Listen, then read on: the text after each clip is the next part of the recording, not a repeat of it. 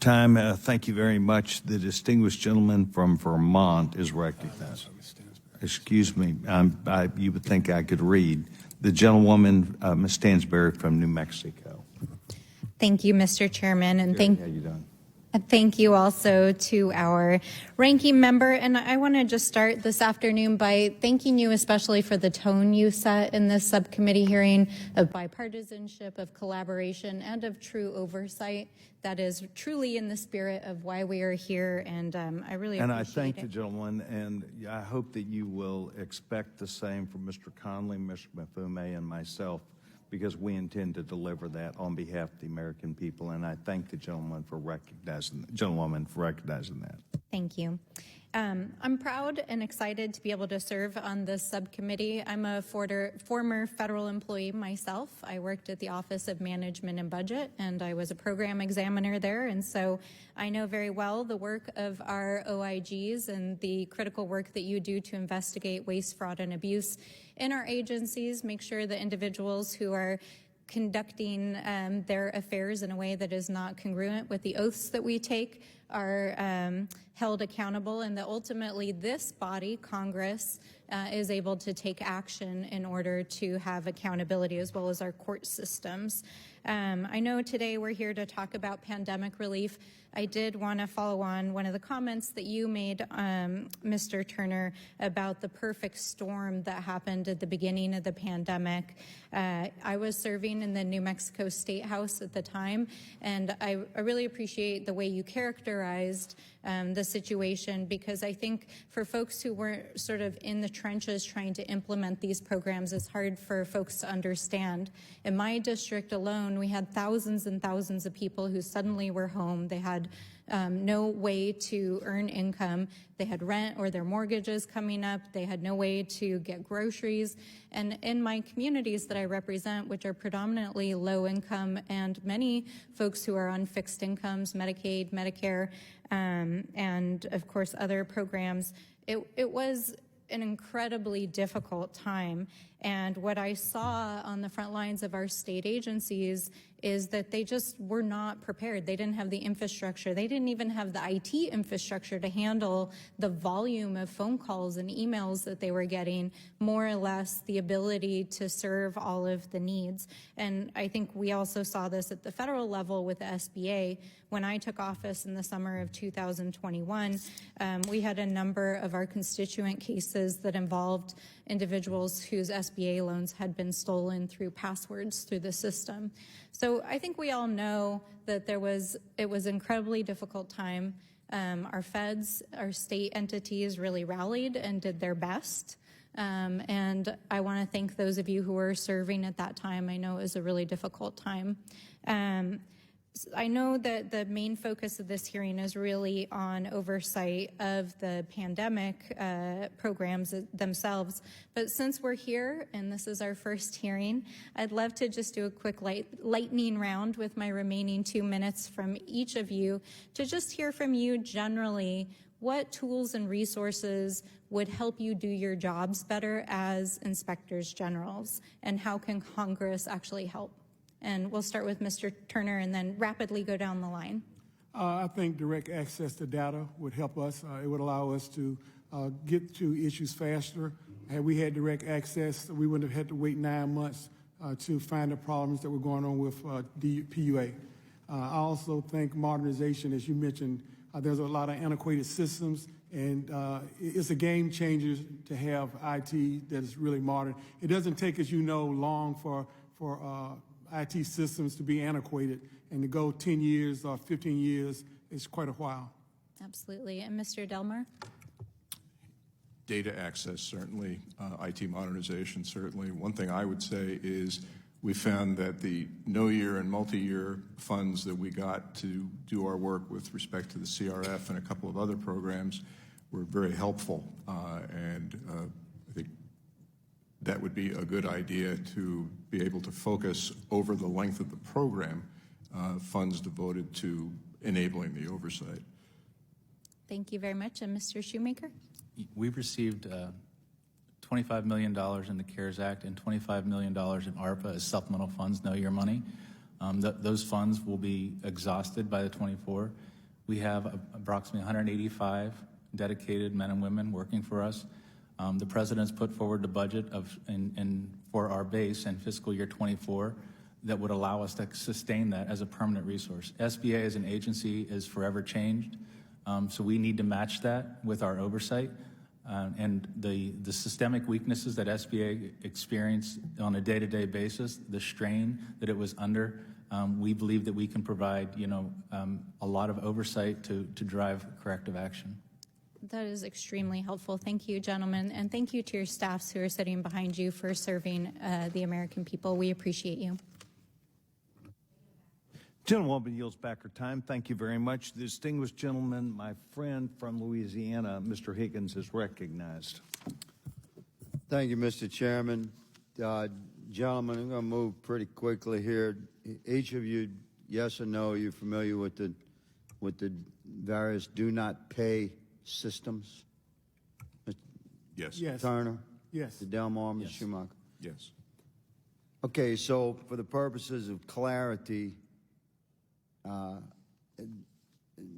for the Americans watching, the do not pay systems, my understanding is the Treasury Inspector General oversees the Bureau of Fiscal Service, which operates a do not pay system. These systems are data matching services that agency use to help to prevent fraudulent payments in various systems. And further, there's another layer of that system that the law, the Consolidated Appropriations Act in 2021, is my understanding, allows the Social Security Administration to share its state-reported death data with the Treasury Department's DMP portal. So there appears to be, prior to many of these fraudulent payments going out, an effort by Congress and by the executive branch to put protective measures in place whereby our bureaucracies would not send out, billions of dollars of fraudulent payments in manners that are shocking to Americans when they're revealed. So I'm advised now, and I'm going to ask Mr. Delmar and Mr. Turner to respond. I'm advised that largely regarding COVID payments, the DNP systems, while not used, underused, or set aside for what reasons I don't know, and that the Social Security system, Social Security Administration, death record systems was not utilized to filter payments before they went out. So we're talking about responding as a Congress and working together with the executive branch to protect against this ever happening again. Doesn't appear that the protections we had in place were utilized to stop it from happening this time. Mr. Turner, please respond. Yeah, I think part of the problem that the states were inundated, and some states do not participate in the Integrity Data Hub, which actually has access to the master file. So that was part of the problem. Also, I think in their...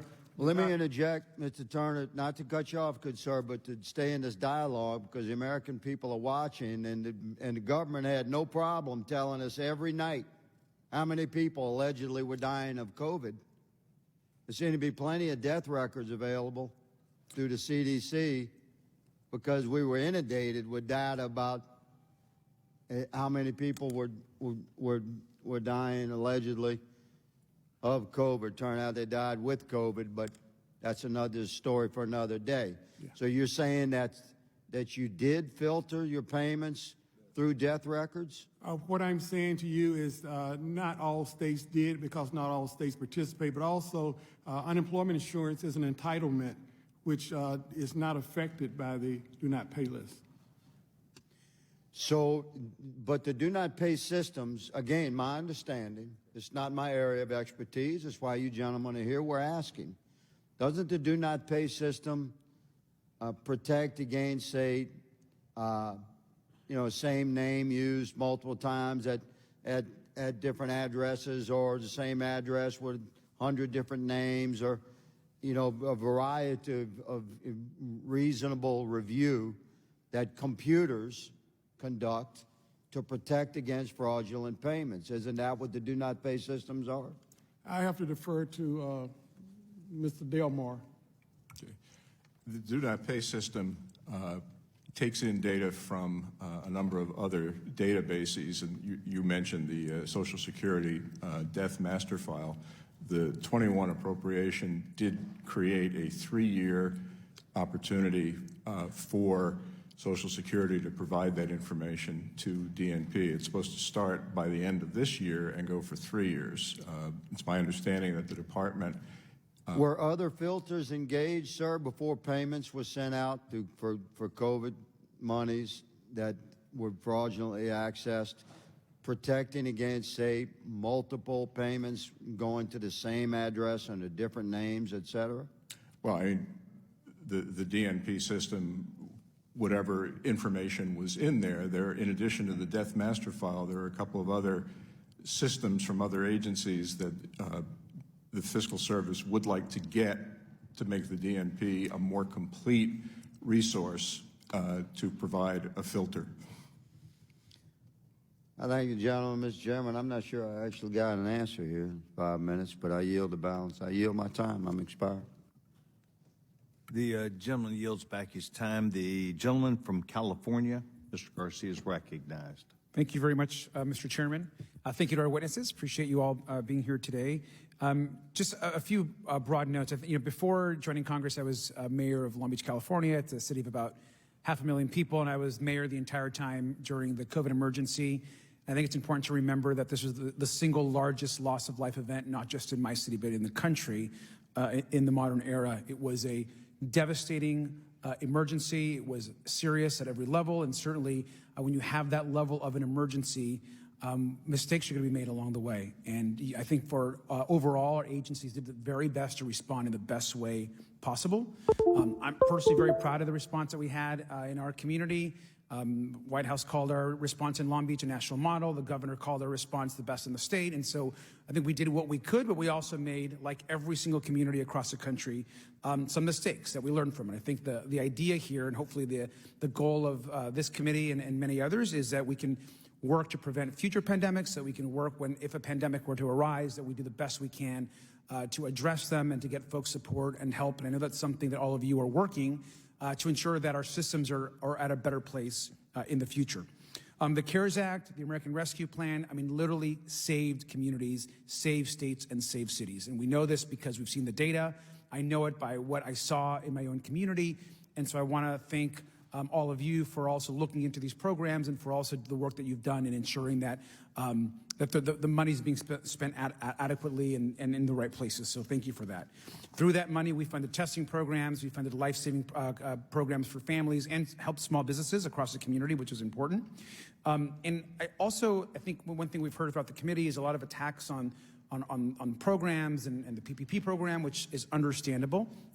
But this also all started, and the pandemic started, and this program in PPP started under President Donald Trump. And so I understand that when the president set up initially the response and the programs, it wasn't perfect. There were mistakes that were made.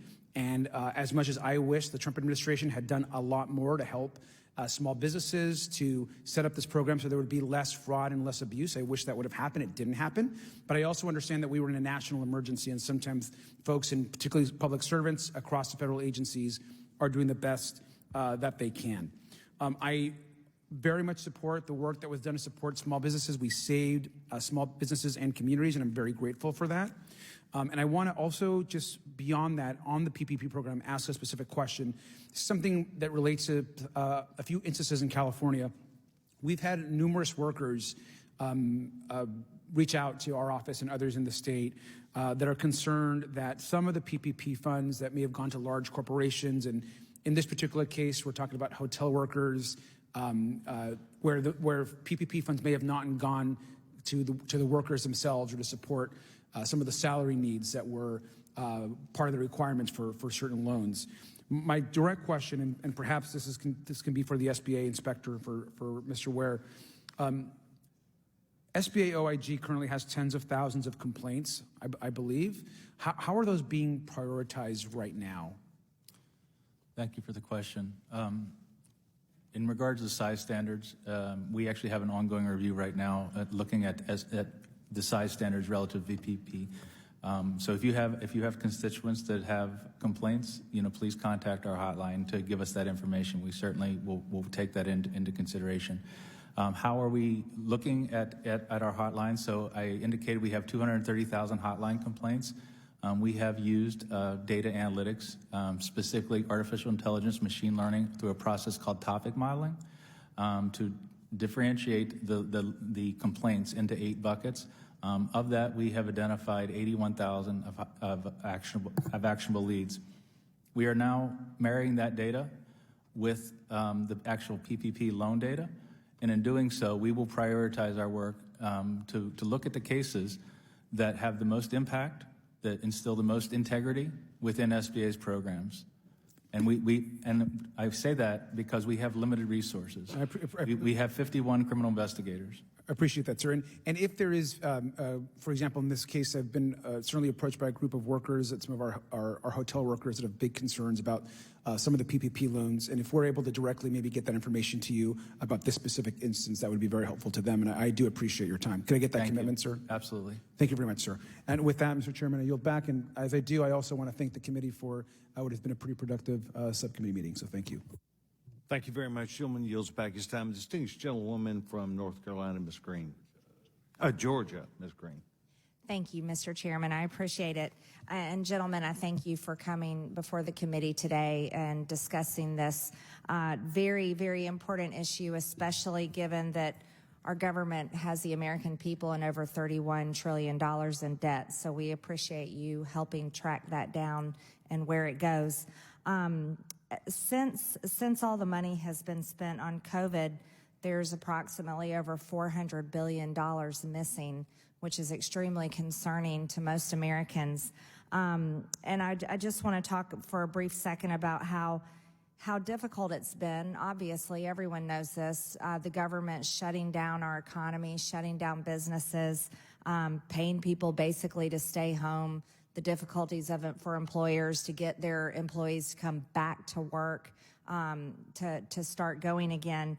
And, here we have the GAO estimates that the total fraud and pandemic UI programs amounts to at least $60 billion. Just a brief question for you, Mr. Turner. Were there any states that seemed to be particularly vulnerable to fraud and improper payments in their UI programs? We saw across the country, most states exhibit the same problems and challenges. Didn't really see, so all of them I felt were vulnerable, and there was vulnerability that was displayed. What type of problems were there? Again, the multi-state claims with stolen identities was the number one problem, just multi-claims and people filing for numerous people, to include deceased individuals, prisoners, suspicious email, multi-states. And has that been chasing down those basically criminals? Has that been something that your department has been putting a lot of time to? Oh, without a doubt. I mean, from day one, and we've only just been able to scratch the surface. So that has been the biggest challenge for us. Approximately how many charges have you filed, or how many people have you filed charges against? 1,200 indictments and 600 charges. And just kind of let me give you an example of the scope of what we've been dealing with. Before COVID, before the pandemic took place, we had maybe 100 cases or complaints a year on UI fraud. Since then, we've been getting 100 to 300 a week. Wow, that's a considerable amount. Thank you for answering my question. I'd like to ask about the do not pay system. I know you all been asked about this a good bit before. The Office of Management and Budget and the Treasury Department jointly maintain the do not pay system, which is a free service that agencies can use to verify a recipient's eligibility for payment. I'd just like to ask Mr. Del Mar, Mr. Turner had said previously that some states don't use the do not pay system. Is that correct? And if so, why not? I believe they are now required to, but that wasn't always the case. So I think the combination of they've made improvements in their interface. It's an easier system to use than it was, and the addition of the additional databases that we talked about, the Death Master File and a couple of others. And one point I was going to make is the current legislation allows a 3-year use of the Death Master File for DNP. So that would go from the end of this year through the end of 26, roughly. I think there's a proposal to make that a permanent allowance, and I think that would do a lot to make the system more effective in stopping multiple payments or ineligible payments. Right. There seemed to be plenty of them, I think. Did all agencies involved in pandemic relief use the do not pay system? I don't think all did. I can get you more specific information and address your question, with a lot more depth, and we'll do follow-up on that. Great, thank you so much. The Pandemic Response Accountability Committee found 69,323 questionable Social Security numbers allegedly used to obtain $5.4 billion in COVID relief, according to a report. Mr. Shoemaker, do you know what happened to that money, and was it ever recovered? The specific instance, no, I don't know if that money was recovered. It would have been, it could possibly be associated with ongoing cases or cases in the past. That was a different type of a project. That was a data analytics project, just to review. But what that report indicates, it was a very powerful resource, which is the Social Security Administration. That data is not readily available to the Office of Inspector General. It's not readily available to programs whenever they stand it up. So when we talk about the instances where an agency may not have used do not pay, the government has data available. If that data is made available, which we're in the business of best evidence. Mm-hmm. If you're an auditor or you're an investigator and you're looking for the best evidence, you go to the source. If that source data is available in the programs and in oversight, we certainly can unlock the power of that data. Well, that makes sense. In October 2020, your office said that SBA's management continues to insist that it controls are robust despite overwhelming evidence to the contrary. Do you still agree with that assessment? Certainly that assessment at that time, and I believe that assessment has been proven true. The over 700 indictments and 600 arrests is further proof that there is rampant fraud in the EIDL program. Thank you very much. I yield.